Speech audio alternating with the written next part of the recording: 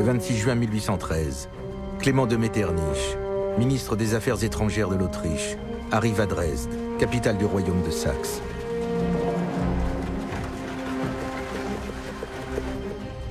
Il se rend un peu en dehors de la ville, au palais Marcolini, où l'attend Napoléon.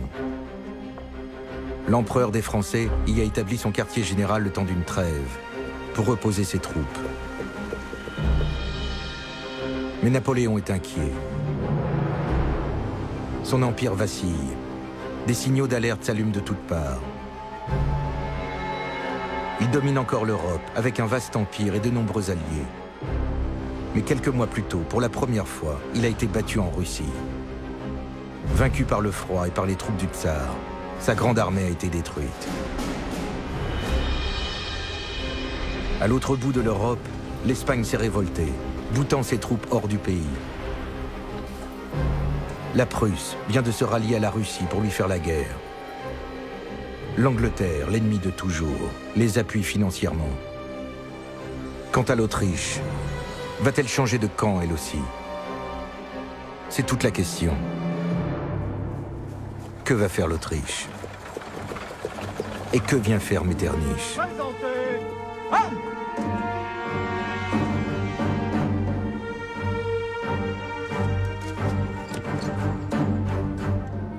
Clément de Metternich vient mettre Napoléon au pied du mur. Où il accepte un plan de paix, où l'Autriche rejoint le camp de ses ennemis. Les deux hommes vont se parler 9 heures en tête-à-tête. Entre Napoléon, le soldat, le fils de la Révolution, et Metternich, l'habile diplomate, l'aristocrate. Le comte Clément de Metternich.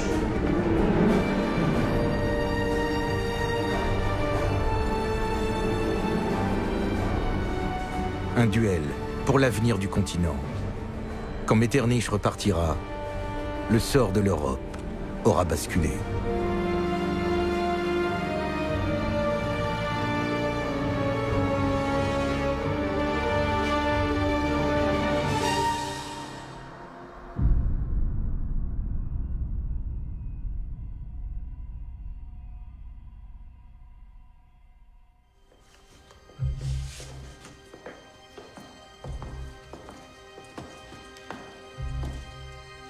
Ah, vous voilà, Metternich. Vous avez traversé Dresde. Que pensez-vous de mes fortifications? J'ai préféré loger ici au milieu de ma jeune garde. C'est certainement plus prudent, sire. Ah, ce n'est pas de la prudence, Metternich. Un général vit avec ses troupes. Mais vous ne pouvez pas comprendre, vous n'avez jamais fait la guerre. En effet, sire. Comment se porte votre empereur, François? Il va bien. Il s'inquiète pour la paix. Et votre majesté? Au mieux, Metternich. Je suis au mieux.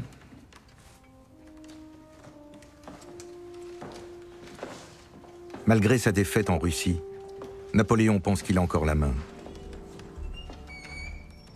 Il a reconstruit une armée et il mène une contre-attaque. Il vient de remporter 2 victoires.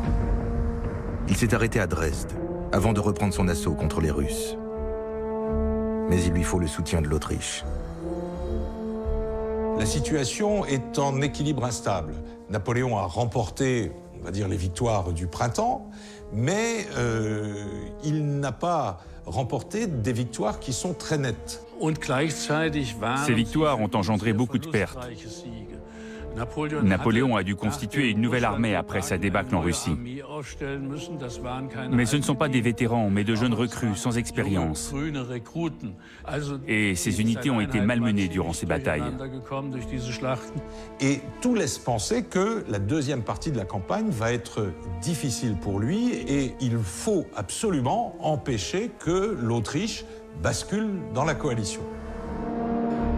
L'Autriche a été longtemps un ennemi de Napoléon. Elle a été battue 4 fois par l'empereur des Français, à Arcole, Marengo, Austerlitz et Wagram.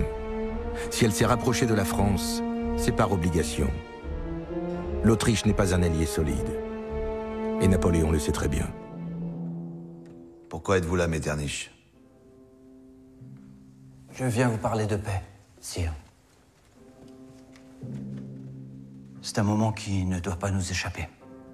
La paix? Mais vous ne connaissez rien à la guerre, on ne fait pas la paix au milieu d'une bataille. Si j'avais 30 000 cavaliers de plus, j'aurais écrasé la Prusse, repoussé les Russes dans leur steppe, et la paix serait déjà signée. Au lieu de quoi, je supporte cette trêve aussi inutile que dangereuse pour regrouper nos troupes. L'assaut final.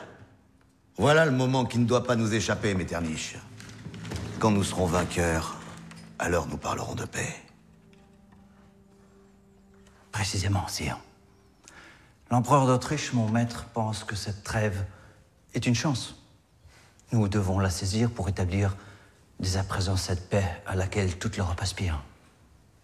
Je viens en médiateur, sire. En médiateur? En médiateur, dites-vous, Metternich. Et comment pouvez-vous venir en médiateur? N'avons-nous pas signé un traité il y a un an? Ne sommes-nous pas alliés? De quel côté êtes-vous à présent? Non, ce n'est pas la paix qui vous intéresse. La vérité, Metternich, c'est que vous avez cru entrevoir une faiblesse suite à l'infortune que j'ai subie en Russie. Et vous espérez en profiter pour récupérer quelques miettes. Vous êtes venu me rançonner. Vous êtes venu monnayer votre soutien, Metternich. C'est pour cela que vous êtes venu, et rien d'autre. Sire, ce serait offensif. Allons, voyons, parlez. C'est l'Illyrie qui vous intéresse. Je vous l'ai confisquée il y a 4 ans suite à votre défaite à Wagram, et j'en avais le droit. Vous voulez la récupérer, très bien. Il faut en payer le prix. Sa conquête m'a coûté 300 000 hommes.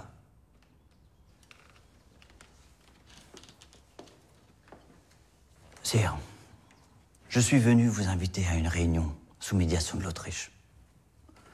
Il faut que l'Europe puisse enfin bénéficier des bienfaits de la paix. Il nous faut une répartition plus égale des forces et un état géographique et politique garanti par toutes les puissances de l'Europe. Je ne comprends rien à votre charabia de diplomate. Je suis un soldat, Metternich. Ne l'oubliez pas. Il faut me parler clair. Des mots trop vagues peuvent avoir de fâcheuses conséquences. L'Autriche veut établir un ordre des choses tel que la paix soit garantie par un meilleur équilibre des puissances. Un meilleur équilibre des puissances. Mais que me demandez-vous? De rendre mon empire? Doter ma protection à tous les peuples que j'ai libérés de vos régimes injustes et archaïques?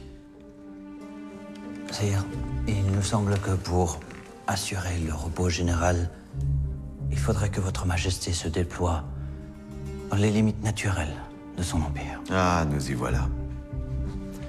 Les limites naturelles de mon empire.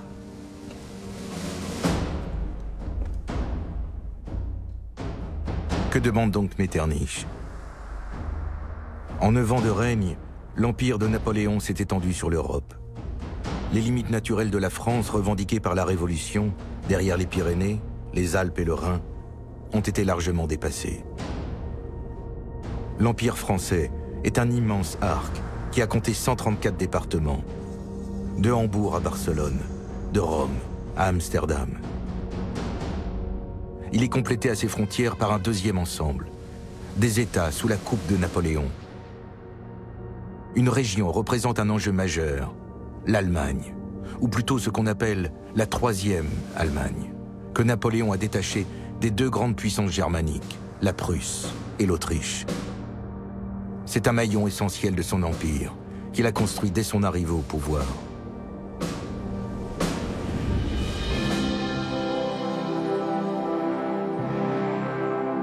Neuf ans plus tôt, le 2 décembre 1804, le jour de son sacre à Notre-Dame de Paris, Napoléon prévient déjà l'Europe de ses visées sur l'Allemagne. Au pape, il précise « Je ne succède pas à Louis XVI, mais à Charlemagne », autrement dit à l'empereur qui régna sur la France, mais aussi sur l'Allemagne. Il s'est même déplacé à Aix-la-Chapelle pour se recueillir devant les reliques de son glorieux prédécesseur. Le voyage de Napoléon à Aix-la-Chapelle a 2 objectifs. D'abord, annexer le personnage de Charlemagne à la création de l'Empire français, mais aussi donner un signal à l'Allemagne que ce nouvel empereur des Français aura aussi une influence sur l'espace germanique. La signification est assez claire. Napoléon rétablit l'Empire en Europe. Il crée un nouvel empire en Europe, comme Charlemagne, en son temps, en avait créé un autre. Donc Napoléon se proclame clairement le successeur de Charlemagne, c'est-à-dire l'empereur d'Occident. Napoléon a réussi son pari. En ce mois de juin 1813, il règne sur la France, mais il a aussi la main sur l'Allemagne, au grand dépit de Metternich et de l'Autriche. Les limites naturelles de mon empire, dites-vous, Metternich. Voyons, ai-je bien compris? Vous voulez que je rende la Pologne aux barbares russes? La Saxe à la Prusse qui me fait la guerre? La Hollande, la Belgique à l'Angleterre qui me harcèle depuis que mon peuple m'a fait empereur? Que je quitte l'Espagne où l'on égorge mes soldats, l'Italie que la France a gagné de haute lutte, et puis quoi encore? Ah oui, j'ai oublié l'essentiel. Que je retire ma protection à mes alliés allemands? Sire, ma franchise n'a qu'un seul objectif. Il nous faut la paix en Europe. Il nous faut une paix durable et lucrative pour tout le monde. Lucrative. Le mot vous a sans doute échappé. Lucrative pour mes ennemis, assurément, et pour l'Autriche. Mais qui êtes-vous pour me dicter de telles conditions? Auriez-vous l'intention d'effacer mon règne d'un trait de plume? Sire, vous vous méprenez. Napoléon le Grand le serait plus encore si... Vous voulez effacer la Révolution française, Metternich. Vous oubliez peut-être ce qu'était votre Europe avant que je n'en sois le protecteur. Espérez-vous faire renaître ce vieil ensemble délabré dont l'Autriche avait la charge? Ce saint empire romain germanique qui s'est effondré sur lui-même. Quand Napoléon est arrivé au pouvoir, l'Europe était dominée par un ensemble à bout de souffle, le Saint-Empire romain germanique. Un ensemble, né au Moyen-Âge, qui regroupe l'Europe de culture et de langue allemande. À l'époque, l'Allemagne en tant que telle n'existe pas. Le territoire correspond en réalité à une succession, une juxtaposition d'États morcelés avec des statuts complètement différents. Il y a des royaumes, des grands-duchés, des territoires même ecclésiastiques qui, les uns et les autres, s'entendent plus ou moins, se font plus ou moins la guerre, les uns étant plus gros que les autres. Il y a quelque chose comme une conscience culturelle allemande. Les gens ont le sentiment d'avoir une langue commune, une culture commune, mais aussi une histoire commune. Mais il n'y a pas encore de nation au sens d'identité nationale. Pour la plupart des gens, c'est la région qui est alors l'élément dominant.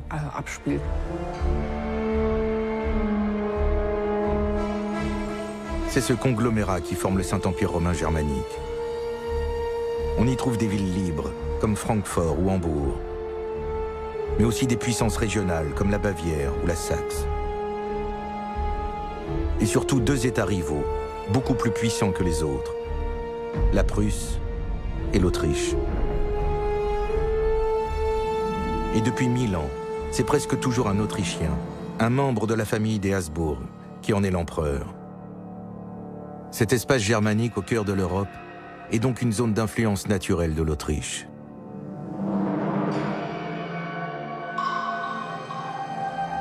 Mais la Révolution française et les victoires de ses armées provoquent un séisme. Le Saint-Empire doit accepter l'annexion de la rive gauche du Rhin par la France. Une vaste réorganisation est lancée. Napoléon, qui ne s'appelle encore que Bonaparte, est déjà à la manœuvre. C'est un stratège, c'est quelqu'un qui a une vision globale de l'équilibre européen. Il a très vite compris que s'il ne mettait pas un pied en Allemagne, ce seraient soit les Autrichiens, soit les Prussiens qui en profiteraient pour s'emparer de la puissance en Allemagne. En fait, le but de Bonaparte, c'est de constituer une Allemagne française ou une Allemagne sous influence française. Napoléon favorise surtout 3 États proches de la frontière française: le Bade, le Wurtemberg et la Bavière. Leur territoire était discontinu, les possessions éparpillées. Le nouveau découpage de 1803 leur accorde un territoire unique, mais jusqu'à 7 fois plus grand. Et ce n'est qu'un début.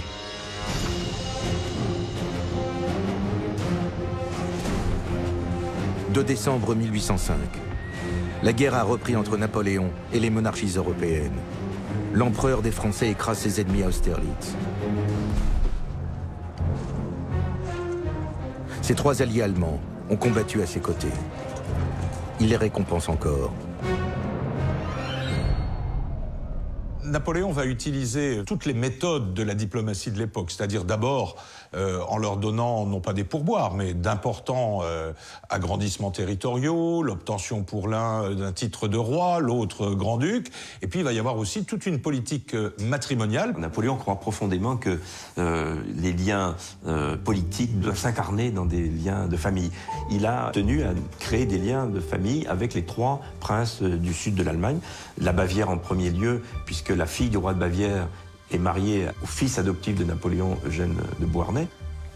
La fille du roi de Wurtemberg épouse Jérôme, le frère de Napoléon, et le grand-duc de Bade épouse Stéphanie de Beauharnais, qui est une cousine de Joséphine. Désormais, en ce début d'année 1806, tout le sud de l'Allemagne lui est acquis. Quant au Saint-Empire germanique, en perdant 3 de ses membres les plus importants, il n'est déjà plus que l'ombre de lui-même. Napoléon lui donne le coup de grâce quelques mois plus tard. Le 12 juillet 1806, 16 États allemands se mettent sous la protection du nouveau maître de l'Europe en signant un traité avec la France.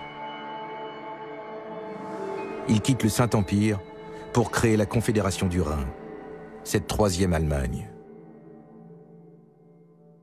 Napoléon voulait avoir sous son autorité une alliance d'États allemands dont il pourrait contrôler la politique étrangère, le commandement de leur armée et leurs ressources, notamment leurs ressources économiques, et les exploiter en fonction de ses propres intérêts. C'était vraiment le sens et le but de la Confédération du Rhin.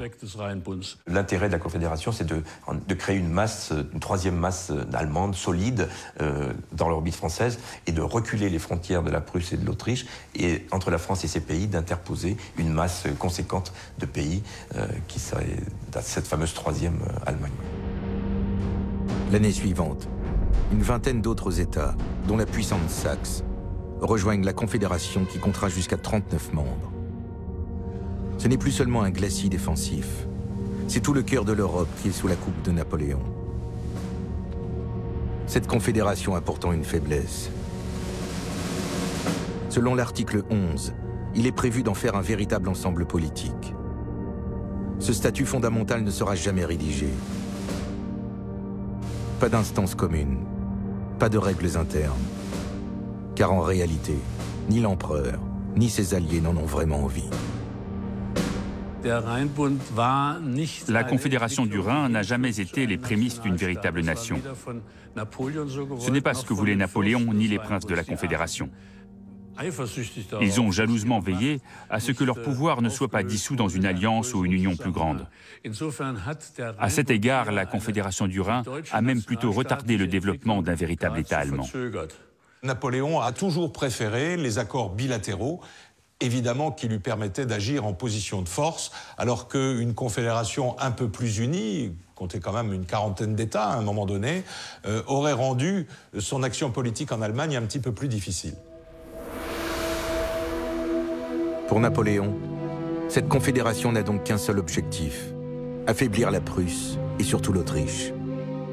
Cette Autriche qui a régné pendant des siècles sur le continent, qu'il a écrasée à Austerlitz et dont il a détruit le Saint-Empire. Décidément, vos souverains n'ont rien appris. On ne remonte pas le cours de l'histoire, Metternich. Le Saint-Empire n'existera jamais plus. Sire, les années passées n'ont fait qu'accroître votre gloire. Il ne tient qu'à vous de la couronner, en donnant à l'Europe cette paix dont elle a tant besoin et qui lui fait tant défaut. Vous rabâchez, Metternich. C'est entendu, nous établirons la paix. Mais après la guerre, c'est une fois de plus la bataille qui décidera de l'avenir, dans quelques semaines. Porte. Hélas, sire, je crains que le temps nous soit compté et que vous ayez à vous prononcer aujourd'hui même.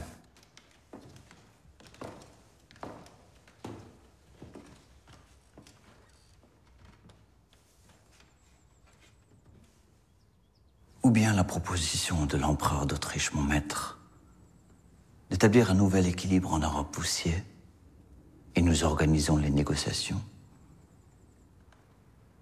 Ou bien... Ou bien? Finissez donc votre phrase, Metternich. Vous ne finissez pas. Vous me menacez. Vous me connaissez, Metternich. Vous croyez me faire peur? Combien de fois vous ai-je battu déjà? Est-ce que vous imaginez me renverser par une nouvelle coalition? Suivez-moi.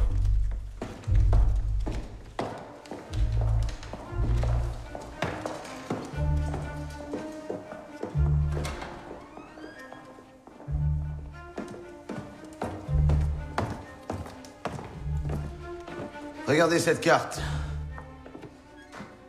C'est l'empire que j'ai bâti. Ne l'oubliez pas, Metternich. Je ne suis pas un conquérant, je suis un bâtisseur. Et où se trouve donc l'Autriche? Ah! Voici tout ce qu'il reste de vos splendeurs passées, l'Empire des Habsbourg. Et par ma seule volonté, vous pourriez avoir moins encore. Je sais ce que vous pesez. Je sais à chaque instant ce que vous faites. Vous aurez bientôt 200 000 soldats stationnés derrière les montagnes de Bohême, commandés par Schwarzenberg. Vous vous réarmez. Et pourquoi donc, Metternich? Sire, je connais la qualité de vos espions, mais cette fois, je pense qu'on vous abuse. Ne jouez pas au plus fin avec moi. Vous me parlez de paix, mais vous préparez la guerre. Eh bien, je ne vous décevrai pas. J'ai anéanti l'armée prussienne à Lützen. J'ai battu les Russes à Botzen. Vous voulez votre tour? Vous l'aurez. Je vous donne rendez-vous à Vienne. Vous vous emportez. Il ne tient qu'à vous. Il ne tient qu'à moi. Vous voulez que je ramène mes légions victorieuses la crosse en l'air, derrière le Rhin, les Alpes et les Pyrénées? C'est cela l'esprit de modération qui vous anime? Et vous me parlez d'équilibre des puissances? Mais dites-moi, que devront rendre l'Angleterre ou la Russie? Suis-je le seul qu'on dépouille? En réalité, Metternich, vous n'avez qu'une idée en tête, c'est le démembrement de l'Empire français. Et vous croyez que pour atteindre ce but, il suffit d'une menace de l'Autriche? Sire, ce serait vous honorer que d'accepter... Et c'est quand mon armée, à nouveau triomphante, est aux portes de Berlin et de Breslau, que l'Autriche, sans même avoir tiré l'épée, se flatte de m'offrir de telles conditions. Si vous abandonniez le protectorat de l'Allemagne, cela vous priverait sans doute d'un titre. Mais certainement pas de l'influence naturelle de la France. Vous ne comprenez rien, Metternich. Ou plutôt, vous faites mine de ne pas comprendre. Comment puis-je me défaire de ce qui fait ma sûreté? Si je recule un pion, la partie est jouée. Un seul pion, sire?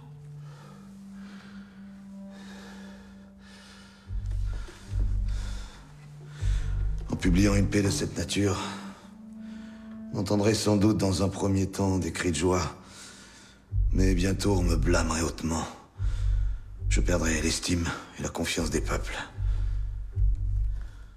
Napoléon fait ici quelque chose de très inattendu.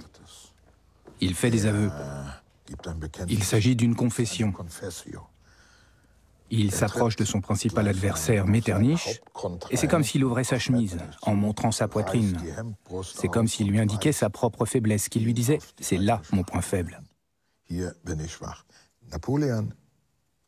Napoléon sait qu'il a un manque de légitimité. Ses points forts, tout son pouvoir, reposent sur la supériorité militaire et finalement politique. S'il n'est plus capable de montrer ses forces, s'il montre de la faiblesse, s'il fait une concession, alors il perd sa supériorité. C'est l'art de la guerre, Metternich. On peut arrêter quand on monte, jamais quand on descend. Il nous faut retrouver la situation antérieure à cette fâcheuse campagne de Russie. Précisément, sire. Vous triomphez à nouveau. C'est insuffisant. Il faut un coup de tonnerre. Sire, aujourd'hui, votre Majesté peut faire la paix. Demain, il sera peut-être trop tard. L'empereur, mon maître, se laisse guider par sa conscience et vous prie d'accepter cette médiation. À votre tour de consulter la vôtre. Votre empereur et moi-même n'avons pas les mêmes contraintes. Il est l'héritier de ces familles qui se partagent l'Europe depuis des siècles. Vos maîtres peuvent se faire battre 20 fois et poursuivre tranquillement leur règne. Moi, je suis le fils de la fortune. Je ne suis que le Corse venu s'asseoir sur l'un de leurs trônes. Et je ne peux m'y maintenir que par la force. Mon empire est détruit si je cesse d'être redoutable.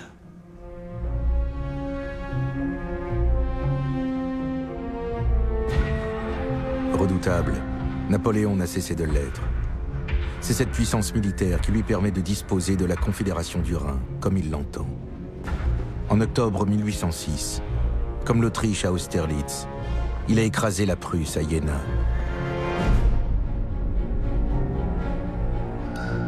Il profite de cette victoire pour tenter une expérience. Il remodèle encore une fois la Confédération du Rhin. Il crée de toutes pièces un nouvel État, la Westphalie, qui doit servir d'exemple à toute l'Allemagne. La création s'opère à partir des possessions prussiennes et à partir de territoires que la France occupait, souvent depuis 1803, dans la région. Alors il y a une poussière d'États, en total c'est 18 à 19 États différents qui vont se fondre dans ce royaume de Westphalie, même si la part la plus importante provient de la Prusse.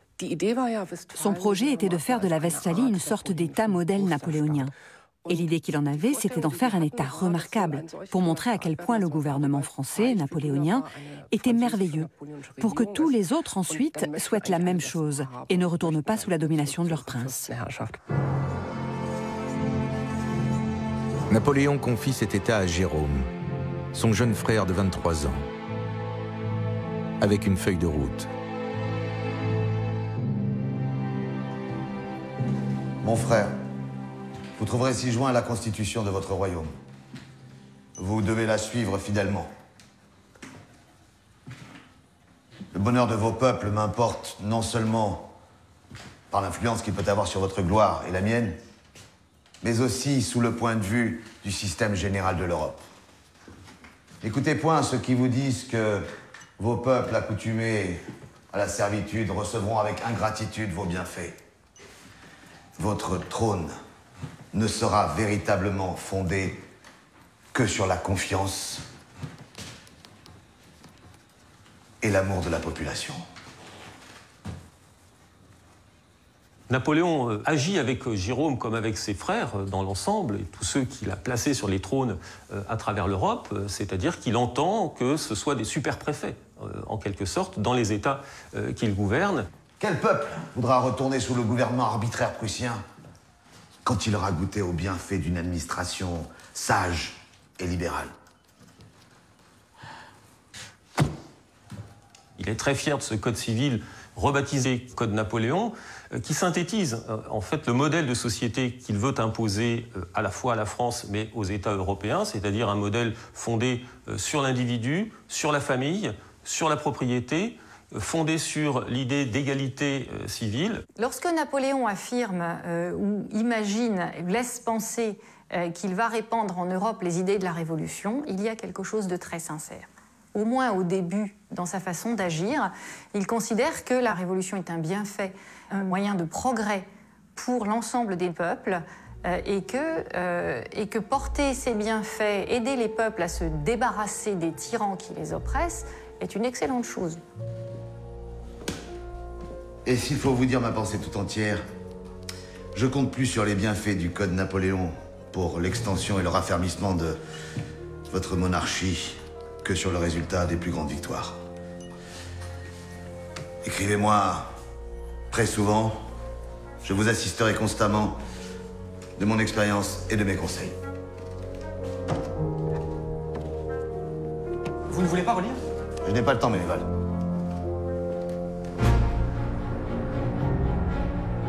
C'est donc une petite France qui s'installe au cœur de l'Allemagne. Elle est découpée en 8 départements et on y retrouve les mêmes institutions.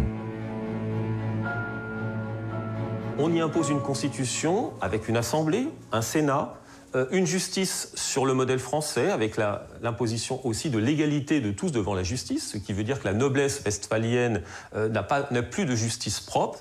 Il y a beaucoup de réformes, par exemple, concernant l'égalité sociale.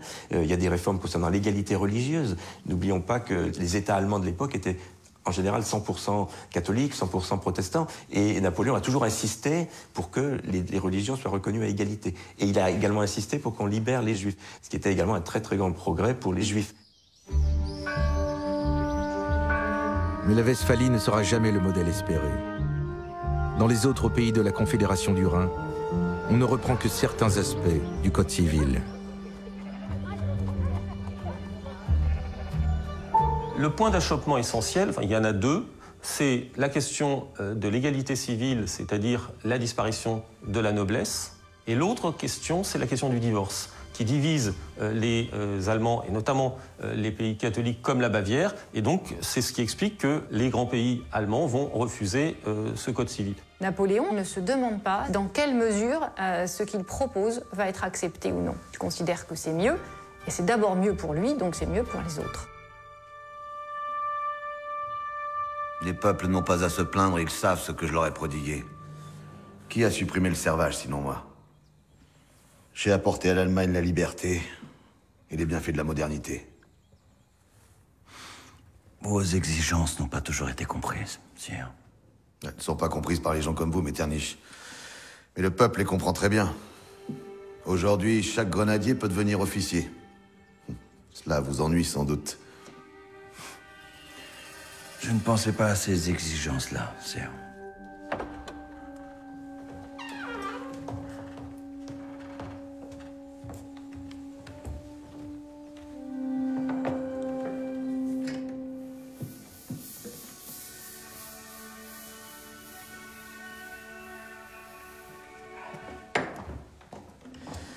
Alors de quelles exigences parlez-vous, Metternich? Le blocus? Mais le blocus n'est pas une exigence, c'est une nécessité. Oserais-je ajouter et une contrainte? Eh bien oui, il y a des sacrifices à faire pour vivre dans une Europe en paix. Mais qu'est-ce que manquer d'un peu de sucre ou d'un bout de tissu quand le destin d'un continent est en jeu? Est-ce ma faute si l'Angleterre veut dominer le monde? Les peuples sont ingrats. Ils n'ont pas de vision. Le blocus les aura injustement dressés contre vous.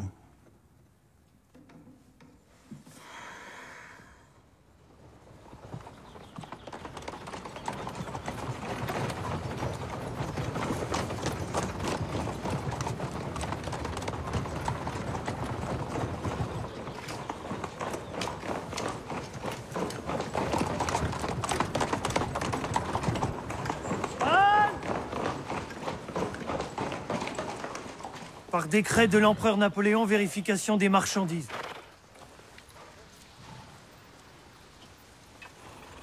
Wir haben nichts zu verzollen.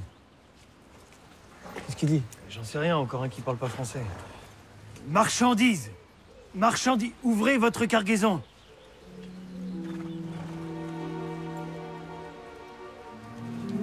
À partir de 1806, 35 000 douaniers sont déployés sur toutes les frontières de l'Empire. Napoléon veut interdire toute entrée de marchandises anglaises en Europe. C'est pas de la marchandise, dis donc. Non. Ouais, elle est plus bien fraîche. C'est bon, allez-y. C'est le début du blocus continental. Laissez-les passer. Merci. Le blocus, mis en place à partir d'octobre 1806, est un outil politique et militaire qui est destiné d'abord à faire pièce à la puissance britannique. Napoléon s'est aperçu un an plus tôt, à la bataille de Trafalgar, qu'il n'avait pas les moyens de vaincre l'Angleterre sur mer. Il n'a plus de flotte et il se recentre sur ce qu'il est capable de faire, sur ses propres forces, c'est-à-dire le continent. En mettant en place un système d'interdiction de fermeture en fait, des ports au commerce britannique et tous les ports qui sont contrôlés soit directement, soit indirectement par l'Empire ou par ses alliés, Napoléon déséquilibre complètement l'économie européenne. Certaines régions d'Allemagne sont très dépendantes du commerce avec la Grande-Bretagne. Hambourg, par exemple. C'est comme si d'un coup les lumières s'éteignaient. Il y a donc une grande crise économique, un grand appauvrissement. Et Napoléon ne se fait pas des amis, bien sûr.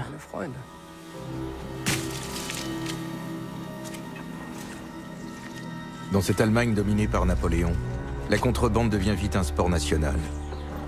Les habitants apprennent à contourner par tous les moyens le blocus imposé par l'empereur des Français.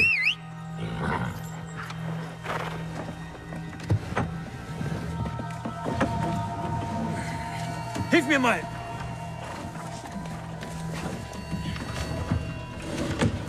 Da vorne.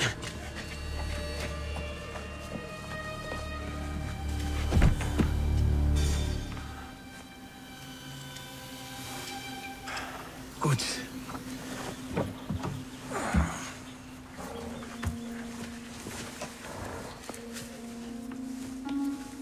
Ich habe auch Kaffee heute, wenn du willst.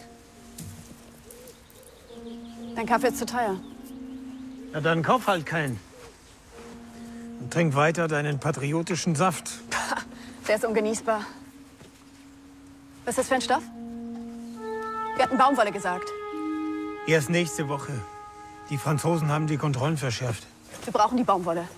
Ja, nächste Woche habe ich gesagt. Dann habe ich Baumwolle. Aus Louisiana, was Besseres gibt es nicht.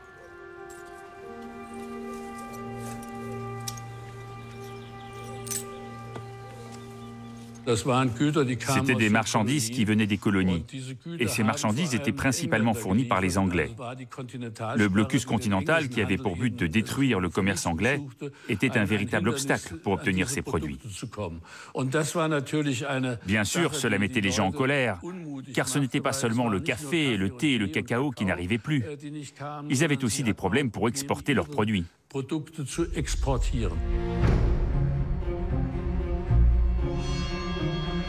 Le blocus n'a pourtant pas que des désavantages. En imposant une Europe fermée, Napoléon permet à certaines industries de se développer considérablement à l'intérieur de l'Europe. De nouvelles usines sont en cours de construction, non seulement dans l'industrie textile, mais aussi dans l'agronomie qui démarre. Par exemple, le sucre de canne doit être remplacé par le sucre de betterave. Pour les fabricants d'acier, si on pense à Krupp par exemple, les débuts remontent à Napoléon. Ils ne sont pas encore rentables, cela vient plus tard. Mais même dans ce cas, pour certaines industries, cette cloche à fromage que représente le blocus permet un essor de la production.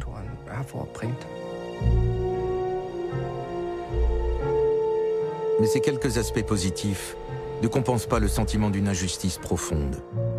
Car dans l'Europe de Napoléon, tout le monde ne participe pas au blocus de la même manière. Dans l'Empire français, les produits circulent librement. Dans le deuxième ensemble, celui des Alliés qui comprend la Confédération du Rhin, il faut se soumettre au bon vouloir de l'empereur, qui peut taxer les produits qu'il veut, quand il veut. L'ensemble des systèmes de taxes aussi, des systèmes douaniers mis en place par Napoléon, sont toujours destinés à favoriser l'économie française au détriment des autres. Import facile de matières premières pour l'industrie, export impossible pour la plupart des pays alliés vers la France, de façon à privilégier l'exportation des produits manufacturés français. Il y avait une tentative pour Napoléon d'introduire une économie planifiée avec ce blocus continental. C'était la tentative, pour ainsi dire, de mettre la France au premier rang. La France la première. La France first. Et de l'appliquer par la force. C'était ça le but de la manœuvre. Avance. Le blocus est sans cesse contourné. Mécontent, Napoléon renforce les contrôles et accentue les sanctions. Les marchandises non alimentaires, découvertes en contrebande, sont brûlées en place publique. On est arrivé quelquefois, pour l'exemple, à brûler des cargaisons qui étaient saisies. Et on a brûlé notamment des vêtements, des soieries, des choses comme ça qui avaient beaucoup de valeur. Lassen Sie mir doch wenigstens ein kleines bisschen Stoff. Meine Kinder haben nichts mehr anzuziehen. Ich bitte Sie. Allez, ça suffit. Allez-vous-en. Le blocus d'un côté, la France avant tout de l'autre. L'injustice de cette politique économique est très mal ressentie outre-Rhin. Quand vous prenez les ports de la Baltique, évidemment, c'est uniquement une économie maritime. Le blocus stoppe net le développement de ces régions. À d'autres endroits, parce que la métallurgie française a besoin de se développer, Napoléon va tout faire pour tuer la métallurgie, notamment tout ce qui est coutellerie ou petits objets qui sont faits au bord du Rhin. Il n'hésite pas à tuer les industries concurrentes aux industries françaises, et ça, évidemment, ça ne peut pas être accepté à la fois par les élites, mais aussi par la population des contrées concernées. Le blocus continental, c'était la volonté de Napoléon de transformer l'Europe en un grand empire colonial. C'est-à-dire qu'il voulait créer des espaces de vente pour les produits français dans cet empire colonial, tout en empêchant que cet empire colonial ne se renforce à son tour, en exportant des produits non pas vers la France, mais en dehors de la France.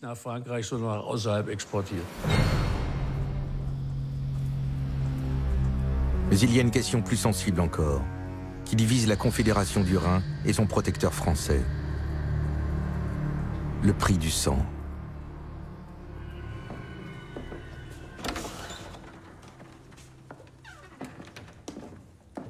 L'Europe aspire à la paix, sire. Trop d'hommes ne rentrent jamais dans leur foyer. Même vos généraux sont fatigués.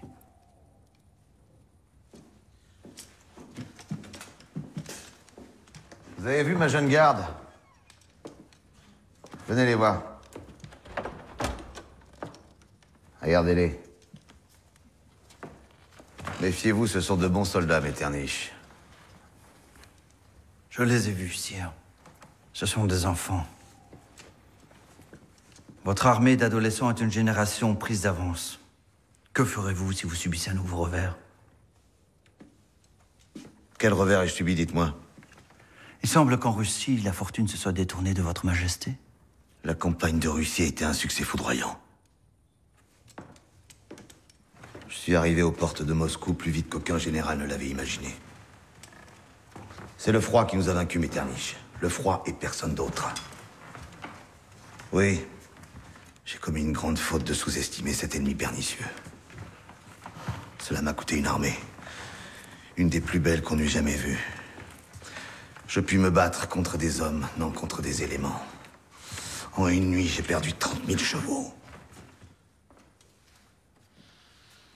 Mais j'en ai tiré les leçons. J'ai une nouvelle armée, j'ai été vainqueur 2 fois. J'ai refoulé les Russes et les Prussiens. C'est bien parce que votre attitude glorieuse vous a fait gagner 2 nouvelles batailles qu'une paix honorable et satisfaisante permettrait... La paix, je ne fais que ça! Hélas, vos traités de paix ne sont que des trêves. Mais parlez-en à l'Angleterre. Parlez-en à la Prusse, à la Russie. À votre majesté, l'empereur d'Autriche. Qu'ai-je donc fait depuis que je suis empereur, sinon répondre à vos attaques? Très bien, Metternich. Moi aussi, je suis las de la guerre. Mais celle-ci, comme les autres, ne saurait rester inachevée. Vous voulez la neutralité? Soit. Que votre empereur me donne sa parole qu'il ne me fera pas la guerre avant la fin des opérations. Cela me suffira. Sire, mon empereur vous a offert sa médiation et non sa neutralité. La Russie et la Prusse l'ont accepté. Si vous refusez, mon maître devra faire son choix.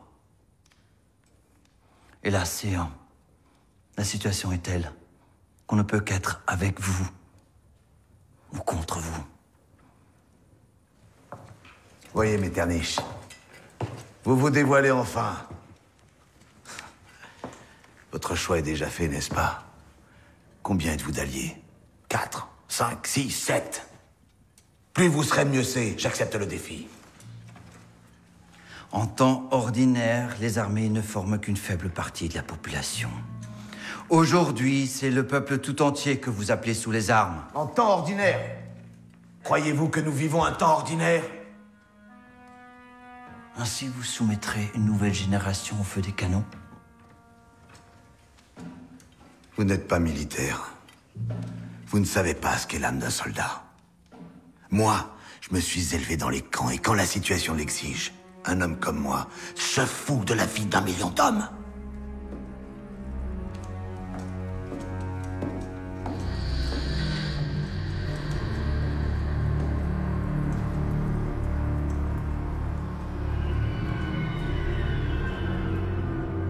Un général insatiable, qui envoie toujours plus de jeunes recrues se faire tuer au combat.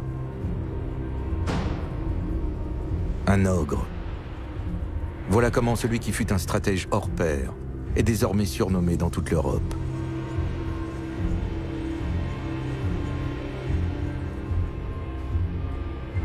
Au début, il a une méthode, ce qu'on appelle aussi parfois son génie militaire, un art de la guerre qui surprend, qui inquiète, qui étonne et que personne ne peut véritablement voir venir. Petit à petit, en 10 ans de guerre, les ennemis de Napoléon ont appris comment ça fonctionne. Et les batailles de Napoléon, plus on avance dans le temps, plus elles sont consommatrices d'hommes et moins elles sont des victoires tactiques. L'image de Napoléon change beaucoup. Au début, il peut être perçu comme un porteur de paix. Mais plus cette période de guerre se prolonge, plus les pertes sont élevées, plus le fardeau économique s'alourdit, plus la situation se dégrade rapidement, plus les gens ont une image très négative de lui. Cela s'explique par son envie insatiable de toujours vouloir s'étendre plus, conquérir plus, de ne se contenter de rien, de se battre encore et encore. Et c'est ce que les gens ont détesté. C'est comme ça qu'il est devenu un ogre. Oui, on l'a traité d'ogre, d'homme assoiffé de sang.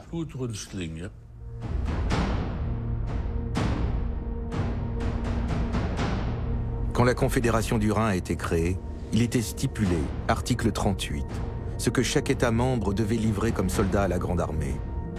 30 000 hommes pour la Bavière, 12 000 hommes pour le Wurtemberg, 8 000 hommes pour le Bade. Le total s'élèvera jusqu'à 120 000 Allemands dédiés aux troupes napoléoniennes.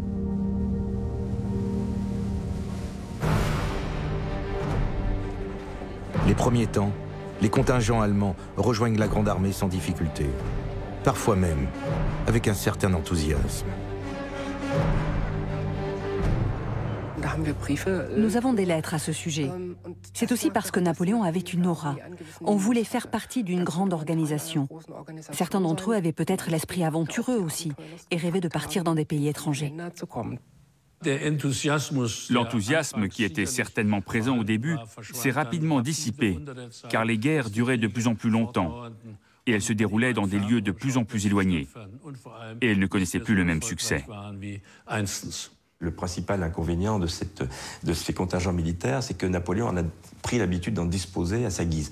Normalement, c'était quand même des contingents qui devaient servir à la défense de l'Allemagne ou bien à défendre la France et l'Allemagne alliées contre un pays qui l'aurait attaqué. Et lorsqu'on envoie des Allemands se battre en Espagne ou lorsqu'on envoie des Allemands se battre en Russie, c'est déjà beaucoup moins facile à accepter. Napoléon, lorsqu'il part en Russie en 1812, il a 600 à 700 000 hommes avec lui, venus de toute l'Europe. On l'appelle l'armée des 20 nations, ce qui peut commencer à nourrir toutes ces caricatures où l'on voit Napoléon soit associé au diable, soit se nourrissant, soit carrément le visage de Napoléon constitué de cadavres. Vous croyez que je suis indifférent au sang qui coule? Vous ne connaissez décidément rien à la guerre. Puis les Français ne peuvent pas se plaindre de moi. J'ai perdu 300 000 hommes en Russie, mais c'est avant tout les Allemands et les Polonais que j'ai sacrifiés. Pourquoi me dire cela? Oubliez-vous que je suis né en Allemagne? Et pourquoi me le dire entre quatre murs? Pourquoi ne pas en faire une déclaration que votre parole retentisse d'un bout à l'autre de l'Europe? Qu'en penseront vos alliés allemands? Vous pensez que je puisse craindre la colère des peuples? Ils savent ce qu'ils perdraient sans moi. Et puis s'il le faut, mes soldats seront bien suffisants pour les tenir en bride.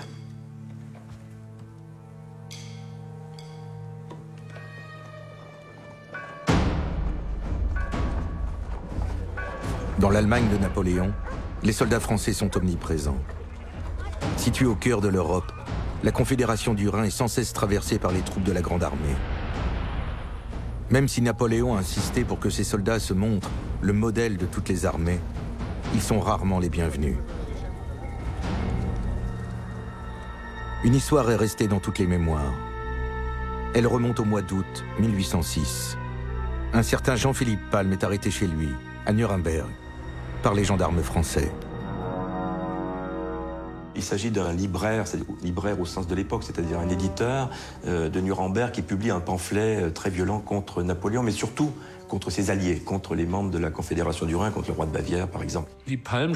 Les écrits publiés par Palm ne sont que l'un des nombreux pamphlets contre Napoléon qui sont apparus à l'époque. Mais Napoléon a dit « Je dois en faire un exemple avant que cela ne se propage. Je ne peux pas me permettre de laisser passer ça. » Et Napoléon, a eu une réaction très vive et trop vive, a ordonné qu'on lui fasse son affaire. Mon intention est qu'il soit traduit devant une commission militaire et fusillé dans les 24 heures. C'est un crime de haute trahison.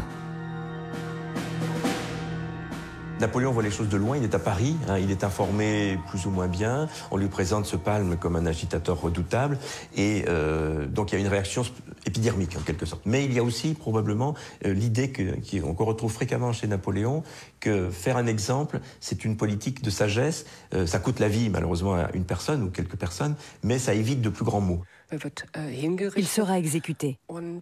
Et c'est bien entendu, pour ceux qui sont dans l'opposition napoléonienne, comme un signal, car on peut voir jusqu'où Napoléon est prêt à aller. Il n'a pas fait ça clandestinement, il l'a publié au contraire, il a fait imprimer 6000 exemplaires d'une proclamation pour annoncer partout ce qui s'était passé. Mais l'exécution n'a pas l'effet escompté. Elle donne surtout une immense publicité aux adversaires de Napoléon. Des souscriptions fleurissent dans toute l'Allemagne pour la veuve et les enfants de Palm. Il devient une sorte de héros national, le premier martyr, comme on dira, de la liberté allemande, et il a gardé ce rôle très longtemps. Palm est devenu tellement le symbole de la répression française en Allemagne que Adolf Hitler, dans la première page de Mein Kampf, dit qu'il est né dans le village du martyr de la nation allemande. Braunau, c'est l'endroit où Palm a été exécuté. Le souvenir de l'affaire Palm, les soldats qui ne reviennent pas, le blocus. Dans la population allemande, le ressentiment contre Napoléon progresse. Le philosophe Fichte l'accuse d'avoir galvaudé les idéaux de la Révolution et d'exercer sa tyrannie sur l'Allemagne.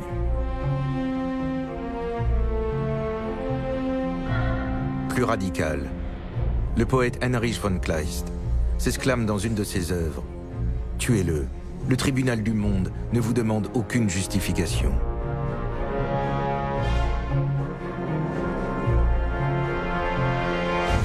Et certains vont le prendre au pied de la lettre.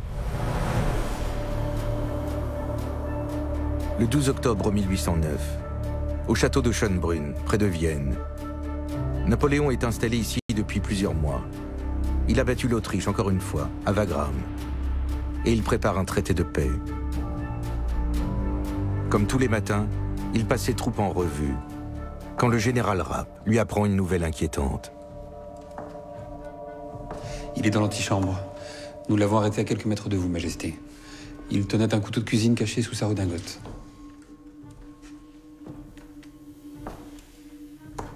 Il a avoué quelque chose? Rien. Il ne veut parler qu'à Napoléon. Pour qui travaille-t-il? Je ne sais pas, sire. C'est un Allemand de Saxe et à vrai dire, il n'a pas le profil d'un terroriste.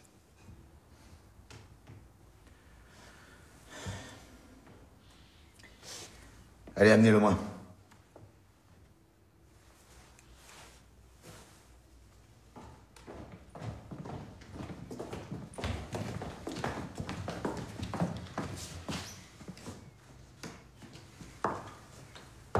Vous parlez français? Non, pas beaucoup. Traduisez. Quel âge avez-vous? Wie alt sind Sie? 17 Jahre. 17 ans. Et que vouliez-vous faire avec ce couteau? Was wolltet ihr mit dem Messer? Ich wollte euch töten. Vous tuer. Vous êtes fou, jeune homme. Ou vous êtes malade.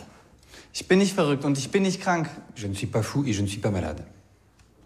Pourquoi vouliez-vous me tuer? Vous ai-je fait quelque mal? Warum wollen Sie mich töten? Was habe ich Ihnen getan? Alle Deutschen wollen das. Sie bringen nur Unglück über mein Land. Comme à tous les Allemands, vous faites le malheur de mon pays.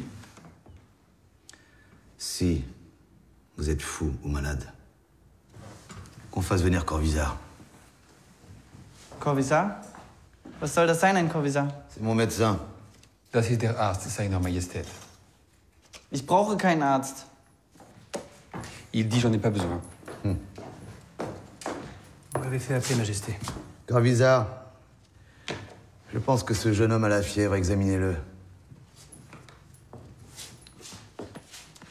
C'est ce qu'on a retrouvé sur lui. Ce médaillon est celui de son ami.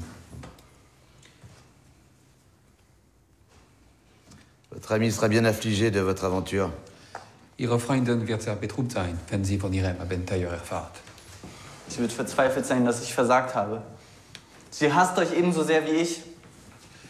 Elle sera affligée que j'ai échoué car elle vouait autant que je vouais à moi-même. Vous avez une tête d'exalté, jeune homme. Vous ferez le malheur de votre famille.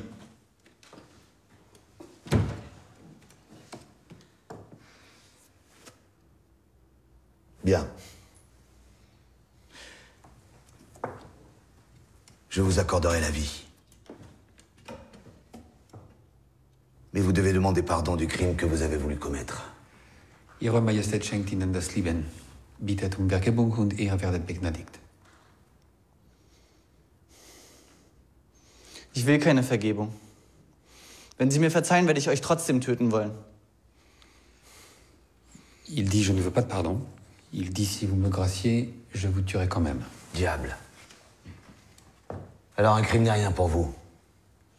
Es macht Ihnen also nicht aus, ein Verbrechen zu begehen? Euch zu töten ist kein Verbrechen, sondern eine Pflicht. Il dit vous tuer n'est pas un crime, c'est un devoir.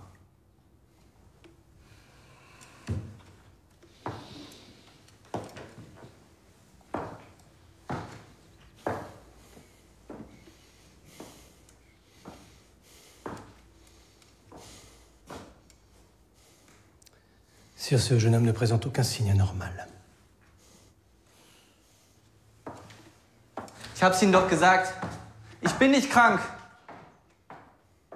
La tentative de Staps est un signal, pour le moment faible, de ce qui se passe en Europe. C'est-à-dire que jusque dans les tréfonds du peuple, on commence à considérer que la prépondérance française devient une hégémonie, devient une domination et que c'est inacceptable pour l'indépendance des peuples. Napoléon était en quelque sorte un vétéran des attentats. Il avait déjà été la cible de beaucoup d'attentats en France. Mais Staps avait quelque chose de spécial, car ce n'était pas un Français, c'était un patriote allemand. Il a agi pour des motifs patriotiques parce qu'il voulait détruire Napoléon, celui qui voulait toujours faire la guerre.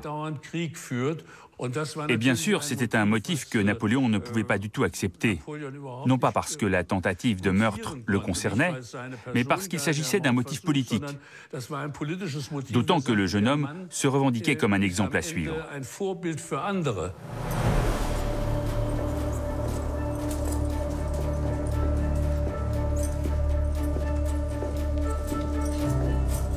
Staps sera exécuté. Pourtant, son interrogatoire a profondément troublé Napoléon. Comment un jeune Allemand peut-il vouloir le tuer? Lui, qui prétend faire le bien des peuples.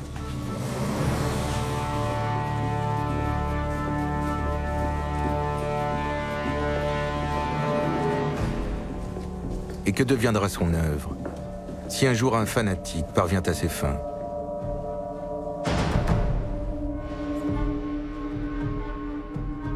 Staps le contraint à prendre une décision qu'il repoussait depuis des années. L'impératrice Joséphine ne peut pas lui donner d'enfant. La tentative d'assassinat rappelle à Napoléon qu'il lui faut absolument un héritier pour assurer sa descendance en cas de malheur. il va divorcer et donner une chance inespérée à l'Autriche.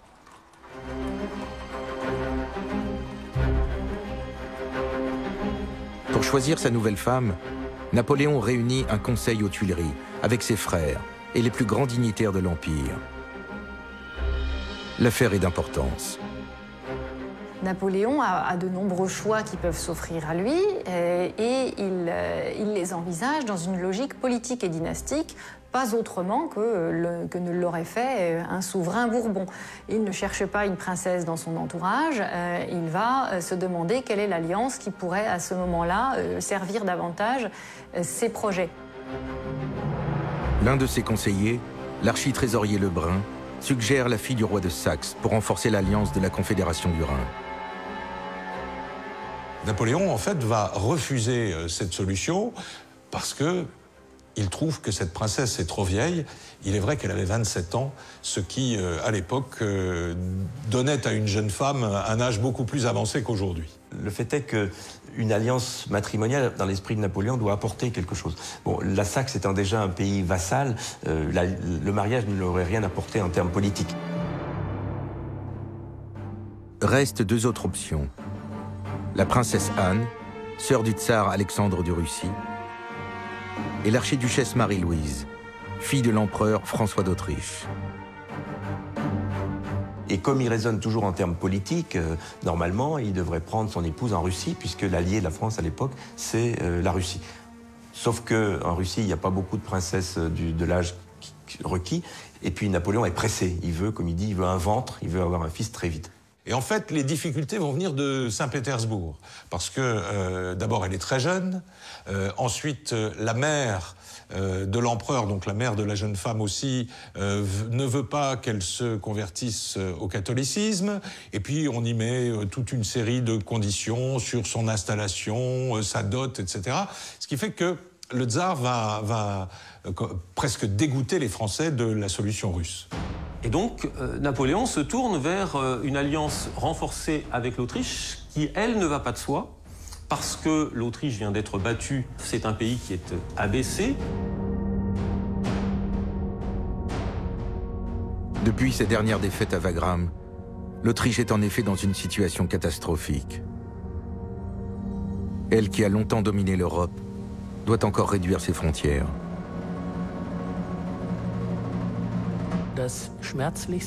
La perte la plus douloureuse pour l'Autriche est la cession de Trieste et de l'Istrie. Cela signifie la perte de l'accès à la mer Méditerranée. En d'autres termes, l'Autriche était racornie et vivait sous la menace que Napoléon avait formulée, que son empire soit complètement démantelé.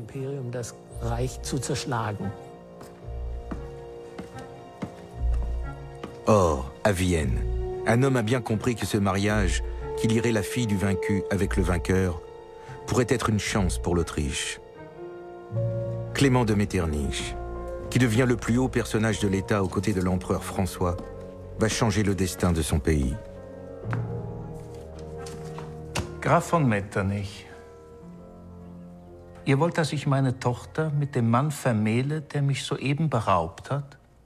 Mit meinem schlimmsten Feind? Eure Majestät, ich halte dies für eine Angelegenheit von allergrößter Bedeutung. Für Europa. Von einer Verbindung Napoleons mit eurer Tochter würde Österreich sehr profitieren. Kein anderes Ereignis könnte uns mehr von Nutzen sein.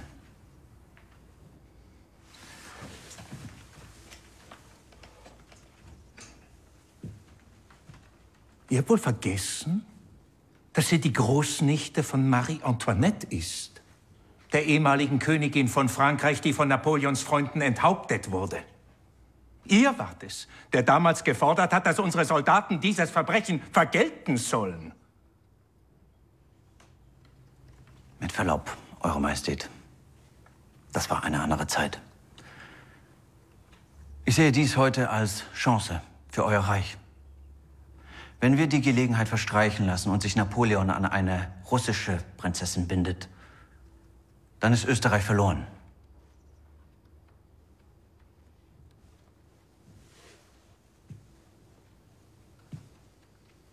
Mettez-vous à la place de Metternich à ce moment-là. l'Autriche est au plus bas et son objectif, c'est de faire remonter l'Autriche au niveau des grandes puissances européennes. La seule solution pour lui, c'est un rapprochement avec la France. Metternich le reconnaît. La France est trop forte en ce moment. Cet homme, Napoléon, est trop fort. Et nous devons accepter cette réalité pendant un certain temps encore. Il faut promouvoir ce mariage, cette union des familles Bonaparte et Habsbourg. C'est dans l'intérêt de l'Autriche, ne serait-ce que pour une période transitoire. Dites-moi, Metternich, ce mariage, c'était une erreur, n'est-ce pas? Vous ne répondez pas. Votre silence répond pour vous. Ainsi, j'ai remis l'empereur François sur son trône malgré sa défaite à Wagram. Je lui ai rendu sa splendeur alors qu'on me conseillait de démembrer l'Autriche.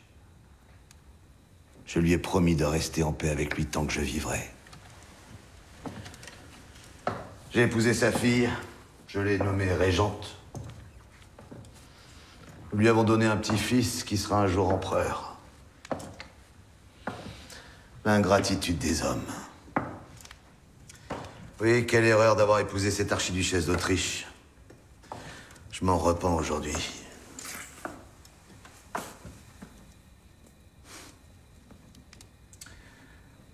Ce fut une erreur bien douce, en vérité.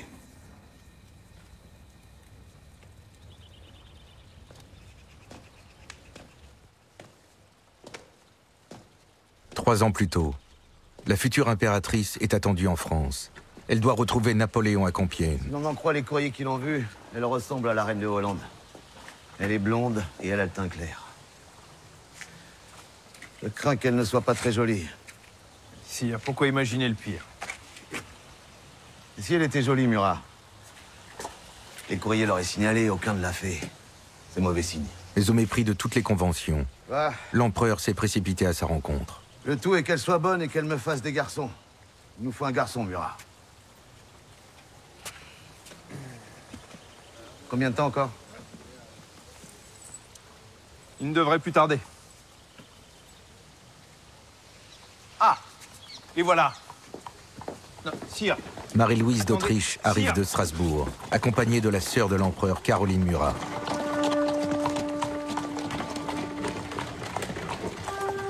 Napoléon ne l'a encore jamais vue. Sa Majesté l'Empereur Napoléon Ier. Mais voyons, sire. Mais attendez, au moins. Sire, attendez. Peut-être que vous pourriez...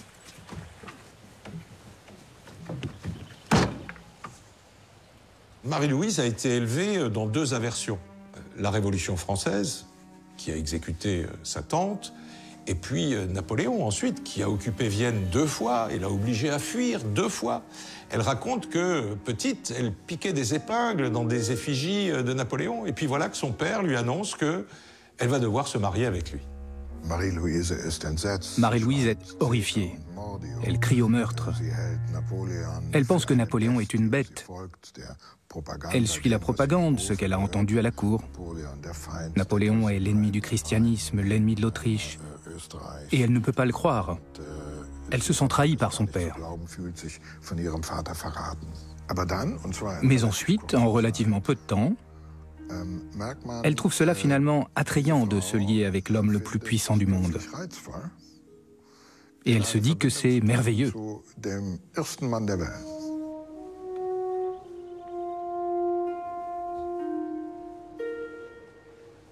Sire, le portrait qu'on fait de vous ne vous rend pas justice. Merci du compliment. Vous êtes...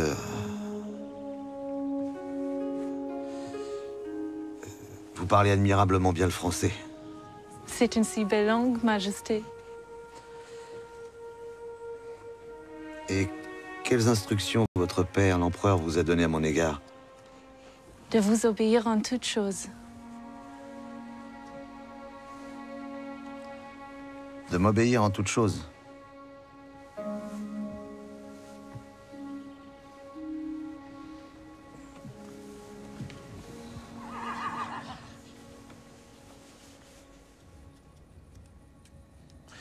Oui, j'ai fait là une bien belle sottise, n'est-ce pas? Sire, l'Autriche a désiré et demandé ce mariage et a été heureuse de sa conclusion. Et puisque votre Majesté veut connaître mon opinion, oui, je pense que pour Napoléon le Conquérant, ce fut une erreur. Et vous l'avez favorisé. Vous vouliez me lier les mains, n'est-ce pas, Metternich?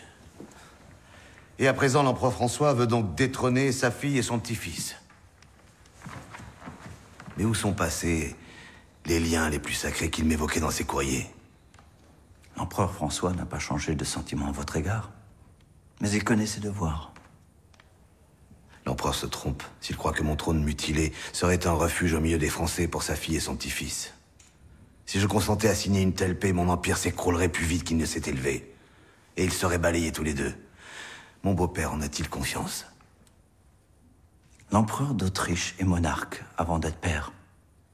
Et l'intérêt de son peuple se trouvera toujours placé en première ligne de ses devoirs et de ses plans. Eh bien, vous ne dites rien qui puisse m'étonner. Vous ne faites que me confirmer dans l'opinion que j'ai mal fait, que j'ai commis une faute irréparable. Savez-vous pourquoi j'ai choisi l'archiduchesse pour épouse? Parce que je voulais mêler l'ancien et le nouveau, vos préjugés gothiques, avec les institutions de mon siècle. Mais je me suis trompé.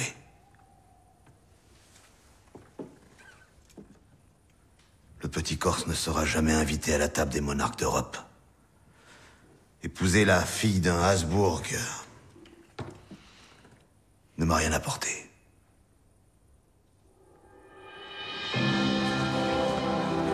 Son mariage semblait pourtant un coup de maître. Quelques jours après la rencontre de Compiègne, il épousait Marie-Louise et se liait avec l'Autriche. Un an plus tard, naissait le fils tant attendu. Un coup de tonnerre en Europe.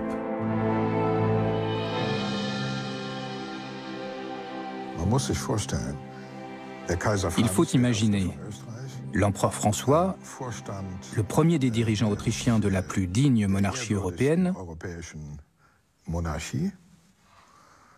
qui devient le beau-père de la terreur de tous les monarques. Il s'agit de Napoléon, le fils de la Révolution, qui épouse une femme noble, et pas seulement cela, une princesse. Une princesse dont la grand-tante Marie-Antoinette a perdu la tête sous la guillotine quelques années auparavant. Et cela se produit contre toute attente, contre tout ce que l'on imaginait possible.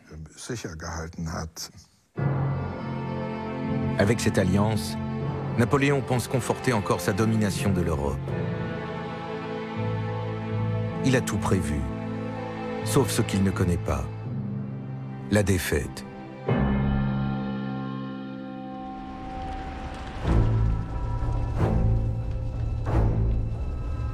Hiver 1812, l'impensable se produit. L'invincible Napoléon perd sa grande armée lors de la retraite de Russie. Tout avait bien commencé. Napoléon, qui a lancé ses troupes à l'assaut de l'empire du tsar Alexandre, arrive presque sans encombre aux portes de Moscou. Mais Alexandre déjoue tous les pronostics. Il laisse incendier la ville par son gouverneur et refuse toute négociation. Napoléon, pris de court, tarde trop à battre en retraite et voit son armée décimée par le froid et le retour des troupes russes.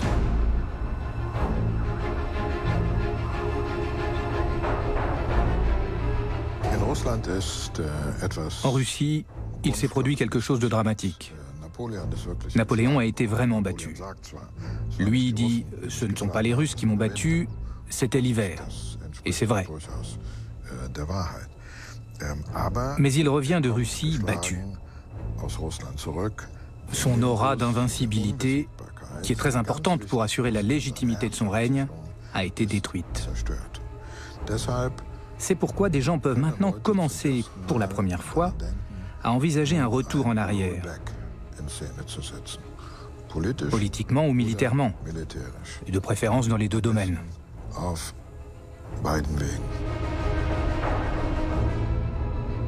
La défaite a des conséquences immédiates. La Prusse, qui avait fait alliance avec Napoléon, retourne ses armes contre la France.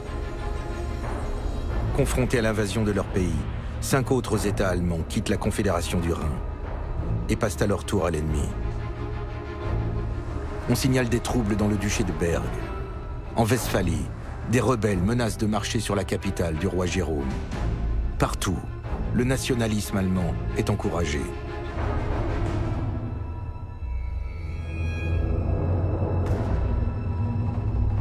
En quelques mois, Napoléon bâtit une nouvelle armée et redresse la situation lors d'une fulgurante campagne en Saxe. Il remporte 2 victoires contre l'armée prussienne à Lutzen et contre les Russes à Bautzen. Faute de cavalerie, il ne peut cependant pousser l'avantage. Napoléon accepte une trêve pour reposer ses troupes. Il s'installe à Dresde. Nous sommes en juin 1813. Le moment de Metternich est arrivé.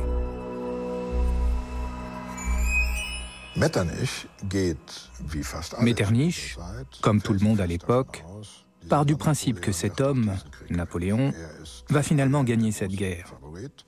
Il est le grand favori de tous. Et quand le contraire se produit, quand Napoléon revient de Russie vaincue, l'étonnement est immense. Mais Metternich agit immédiatement. Il déploie une grande offensive diplomatique dans le but de rapprocher progressivement l'Autriche du camp de la coalition anti-française et anti-napoléonienne.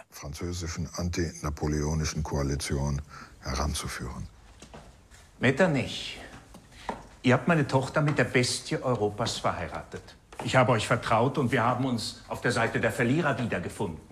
Jetzt wünscht ihr, dass wir uns der Koalition anschließen, die soeben 2 Schlachten verloren hat. Eure Majestät, ich halte den Zeitpunkt für günstig. Österreich muss wieder den Platz einnehmen, der ihm gebührt. Ihr unterschätzt diesen Antichristen. Man dachte, er sei auf der Rückkehr aus Russland verschollen. In nur wenigen Monaten schuf er eine den Verbündeten überlegene Armee. Seine Kavallerie ist geschwächt und dennoch widerstand sie einer weit stärkeren. Ihr habt mir ein Bündnis geraten, das die Gesamtheit meiner Minister verworfen hat. Wisst ihr, wie man euch in Wien nennt? Den Lakaien der Franzosen. Niemand versteht ihre Absichten. Ihr wollt im Augenblicke seines Sieges die Waffen gegen ihn richten?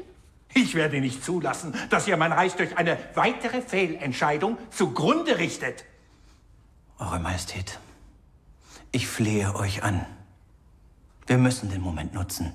Der Aufschrei gegen die französische Vorherrschaft ist überall zu hören. Deutschland erhebt sich. Und Russland und Preußen sind bereit für ein Bündnis.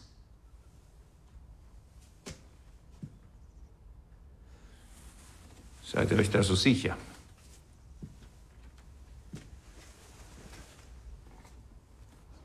Ich habe meine Quellen, Eure Majestät. Absolut sicher. Napoleon ist ein unerbittlicher Gegner.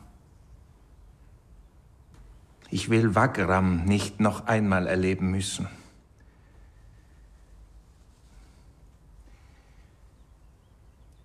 Unterbreitet ihm ein Angebot. Ein vernünftiges Angebot, Graf von Metternich.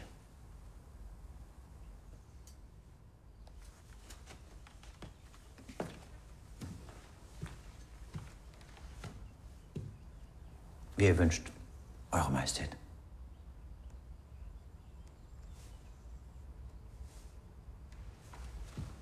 Metternich s'est préparé avec une grande détermination à la guerre et à l'éviction de Napoléon.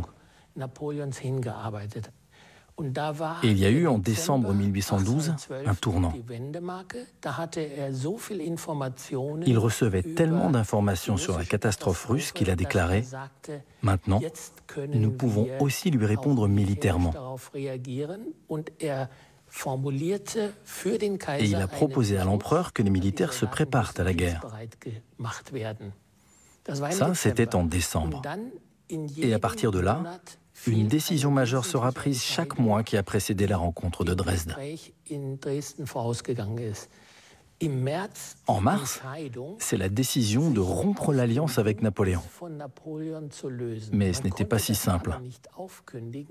Sans quoi, ses troupes seraient alors revenues à Vienne, et l'Autriche aurait été beaucoup trop faible. Cela signifie qu'il fallait trouver une manière élégante de rompre.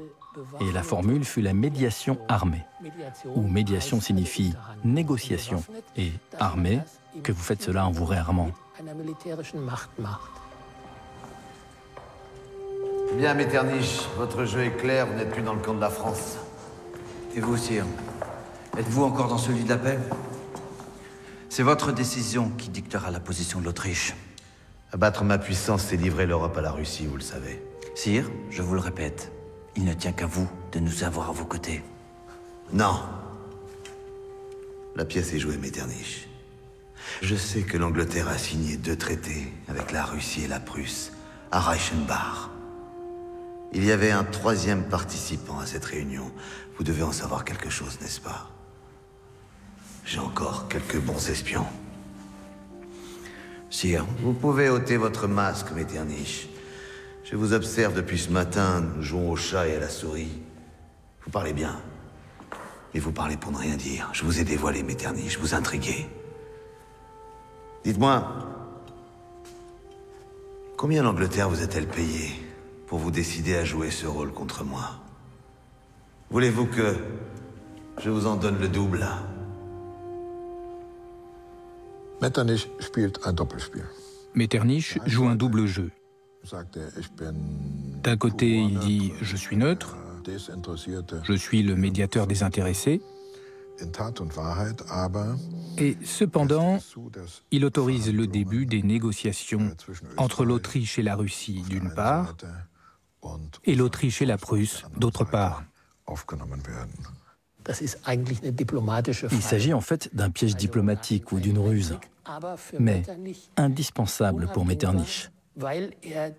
C'est la voie royale pour faire accepter à l'empereur François, qui en fait ne voulait pas faire la guerre à Napoléon, pour lui faire accepter donc la déclaration de guerre, l'entrée en guerre de l'Autriche. Après ça, Metternich pouvait argumenter. Si la France ne se joint pas au Congrès de la paix, ne négocie même pas, alors il ne reste plus qu'à poursuivre la guerre. Et nous ne pouvons le faire que du côté des Alliés. Mais où est donc passé votre verbiage de diplomate? Vous étiez venu pour me sonder, et vous constatez que le lion, pour avoir eu les oreilles gelées, n'est pas encore mort. Je sais toujours rugir, Metternich. Vous faites fausse route. Une nouvelle guerre n'est pas une plaisanterie. Nous connaissons votre puissance, sire. Il n'est pas trop tard pour revenir à la raison. Votre intérêt est avec moi, jamais contre moi. Ne vous trompez pas d'ennemis. Les barbares du Nord, les Cosaques, ce sont eux que nous devons combattre. Vous étiez venu pour l'Illyrie? Je vous la donne. Et dites à votre empereur, papa François, mon cher beau-père, que ce n'est pas mon dernier mot. Nous nous reverrons. Je serai à vos ordres, sire.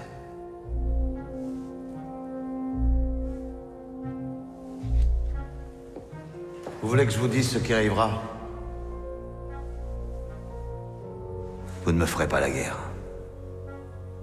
Sire, tout dépend de... Non, vous ne me ferez pas la guerre, car vous savez que je vous ensevelirai sous vos ruines.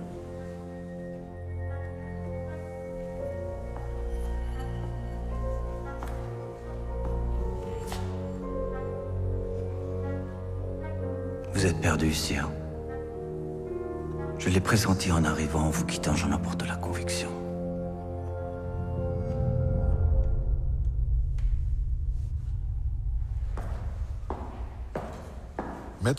Metternich, lorsqu'il quitte le palais, est complètement épuisé, mais très satisfait de lui-même. Le vainqueur, c'est lui.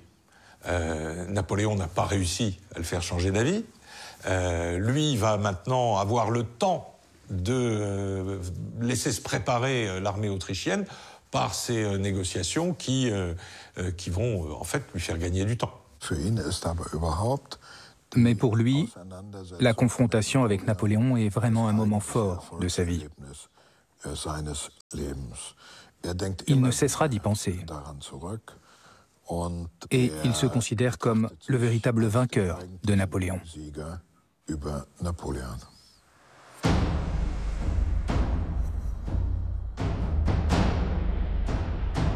Quelques jours plus tard, l'Autriche rejoint officiellement la coalition contre Napoléon. Le 8 octobre, la Bavière quitte la Confédération et passe à l'ennemi.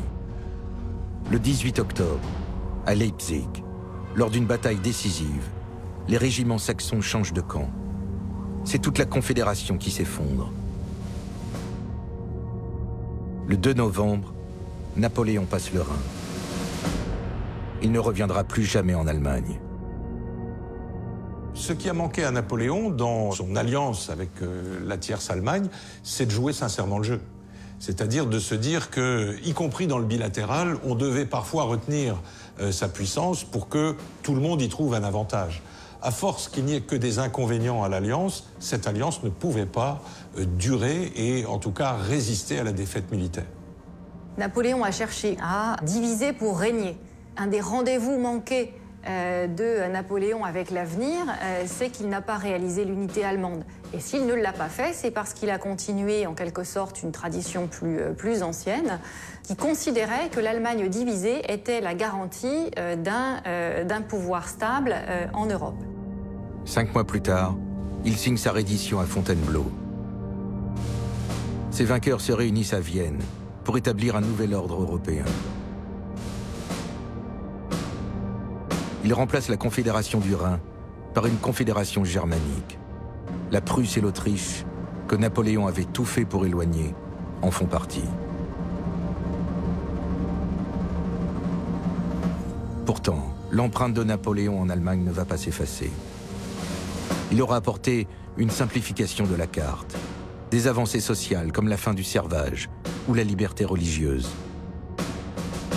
Il aura aussi contribué à l'éveil d'une conscience allemande.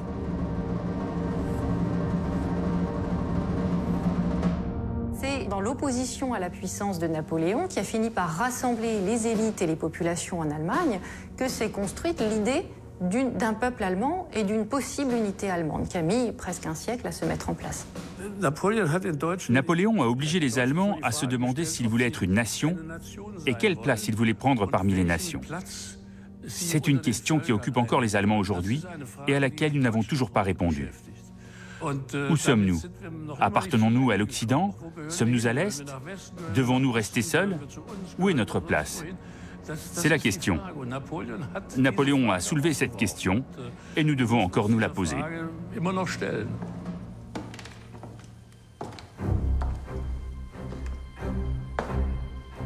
Quelques années après cette rencontre de Dresde, Napoléon dira de Metternich que ce fut le seul homme d'État qu'il y ait eu en Europe depuis la Révolution.